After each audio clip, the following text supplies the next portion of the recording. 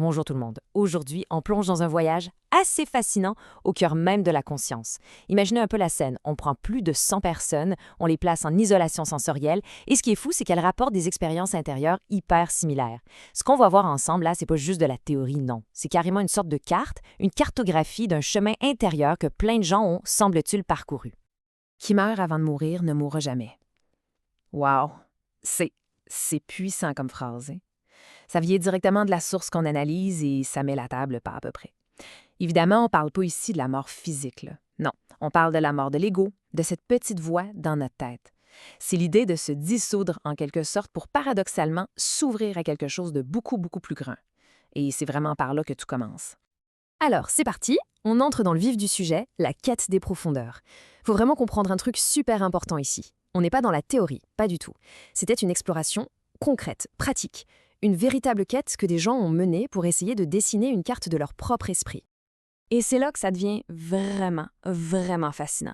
On parle pas de 2 ou 3 personnes, là, non. Plus de 100 participants, chacun avec sa vie, son histoire, ses croyances, et pourtant, leurs récits y convergent. C'est ça qui est incroyable. C'est toutes ces similitudes, ces expériences qu'ils ont en commun qui rendent tout ça si puissant et, franchement, si crédible. OK, mais quel était le but de tout ça? Bien, la clé, elle est là. Malgré toutes leurs différences, chaque participant avait la même intention, le même objectif bien précis, entrer dans ce qu'ils appellent des espaces profonds. Des espaces où le temps et l'espace, comme on les connaît, n'existent tout simplement plus. Imaginez ça une seconde. Bon, avant de pouvoir plonger dans cet inconnu-là, il y a une préparation qui est absolument essentielle. On arrive au seuil du silence. C'est un peu comme si, avant d'ouvrir la porte de l'intérieur, il fallait d'abord fermer celle de l'extérieur. Faire taire tout le bruit, calmer le corps, calmer l'esprit, pour enfin pouvoir entendre ce qui se passe vraiment en dedans. Et ce processus-là, il est super méthodique. Ça se fait en 3 étapes. D'abord, la relaxation du corps. On relâche toutes les tensions physiques là, dans la chambre d'isolation. Ensuite, étape 2, la relaxation interne. On se tourne dans l'intérieur, on calme les sensations, le rythme du cœur, tout ça. Et finalement, la partie la plus difficile, je dirais, la relaxation mentale. Apaiser ce fameux hamster qui n'arrête jamais de tourner, le flot constant des pensées. Chaque étape nous amène de plus en plus proche d'un silence total. Et ça, c'est un point super important. Juste le fait d'atteindre ce niveau de relaxation profonde, c'est déjà une immense victoire en soi. La source est claire là-dessus, même si on n'allait pas plus loin, même si le voyage s'arrêtait là, cet état de paix est décrit comme une expérience complète et profondément transformatrice. C'est pas juste une étape, c'est déjà une destination. OK, là on arrive au cœur du réacteur, au centre de l'expérience. C'est ici que ça devient vraiment fou. De façon presque unanime, les participants ont décrit un parcours en 4 étapes. 4 étapes super claires, c'est comme s'ils avaient tous suivi la même carte de leur monde intérieur. Alors allons voir ça ensemble. La toute première étape, c'est le vide. Alors là, imaginez un silence, mais un silence absolu. Même les pensées se sont tues. Mais attention, c'est pas un vide angoissant ou un néant effrayant, non. C'est plutôt un point zéro, une toile blanche, complètement vierge. Et c'est à partir de ce calme-là, de cette quiétude, que tout le reste va pouvoir émerger. Et ensuite, de ce vide, quelque chose émerge.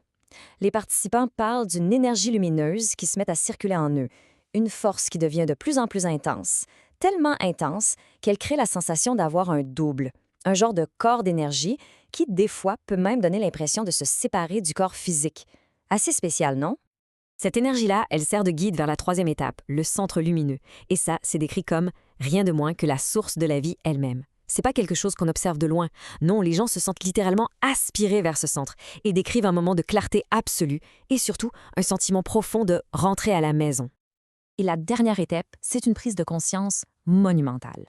On réalise que ce centre lumineux, c'est pas juste l'énergie brute, c'est une conscience, une entité consciente, à part entière, avec ses propres cycles, ses propres lois.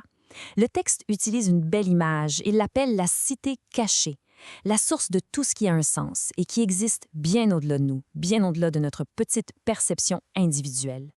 Bon, un voyage comme ça, c'est bien beau, mais qu'est-ce qui se passe quand on revient? Parce que, évidemment, l'expérience ne s'arrête pas juste au moment où on sort de la chambre. On va voir maintenant comment cette rencontre avec le centre, ça s'intègre dans la vie de tous les jours. Qu'est-ce que ça change concrètement? Le contact avec le centre lumineux, ce n'est pas la fin du chemin. En fait, c'est tout le contraire. C'est le point de départ. Son effet le plus important et le plus durable, c'est de venir consolider, de renforcer ce corps énergétique, le fameux double. Et c'est ça, le début de ce que la source appelle le développement de l'esprit. C'est comme si on venait de couler les fondations pour quelque chose de bien plus grand. Et là, la source qu'on étudie fait une distinction vraiment cruciale. D'un côté, on a souvent des approches plus traditionnelles, qui promettent un salut, un paradis, mais dans une vie future, après la mort. De l'autre côté, ce chemin mystique, lui, il cherche l'expérience transcendantale maintenant. Ici, dans cette vie. Le but, c'est pas d'attendre quelque chose, c'est de vivre la transformation tout de suite et d'agir à partir de là. Alors au final, tout ça, ça mène à quoi? Quel est le sens de cette expérience? Eh bien, ça a complètement, radicalement changé la vision du monde des participants. On va regarder ensemble les grandes compréhensions, les prises de conscience fondamentales qu'ils en ont ramenées. Alors voilà les grosses prises de conscience. D'abord, la certitude que la vie, ça ne finit pas avec la mort physique. Ensuite, la réalisation que tous les êtres vivants, absolument tous, sont organisés autour de ce champ d'énergie, le double. Et ça veut dire qu'on est tous connectés. Cette connexion amène une sorte de répulsion naturelle envers toute forme de violence. L'existence prend soudainement un tout nouveau sens, un sens transcendant. On a l'impression de construire, de participer à une espèce de mémoire transcendante. Et on va terminer là-dessus avec une question qui donne un peu le vertige, mais qui résume parfaitement tout ça. Si cette expérience nous montre qu'on est tous branchés sur une sorte d'énergie, de conscience universelle, alors où est-ce qu'une personne s'arrête et où est-ce que l'univers commence?